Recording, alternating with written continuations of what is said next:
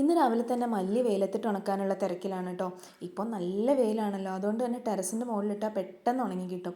അമ്മ നന്നായിട്ട് കഴുകി തന്നിട്ടുണ്ടായിരുന്നു. അപ്പോൾ അത് നന്നായിട്ട് ഉണക്കി പൊടിച്ചെടുക്കാനാണ്. ഇങ്ങനെ മല്ലിയും മുളകും ഒക്കെ നമ്മൾ വീട്ടിൽ തന്നെ പൊടിച്ചെടുക്കുന്നതാണ് കേട്ടോ കൂടുതൽ നല്ലത്. അപ്പോൾ നമ്മുടെ ടെറസിൻ്റെ മുകളിലുള്ള പച്ചക്കറികളൊക്കെ ഇങ്ങനെ പറിക്കാനായിട്ട് നിൽക്കുന്നുണ്ട്. അപ്പോൾ അതും കൂടി പറിച്ചു പോകാമെന്ന് കരുതി. അപ്പോൾ കുറച്ച് പച്ചമുളകും വെണ്ടയൊക്കെ പറിച്ചെടുത്തേ.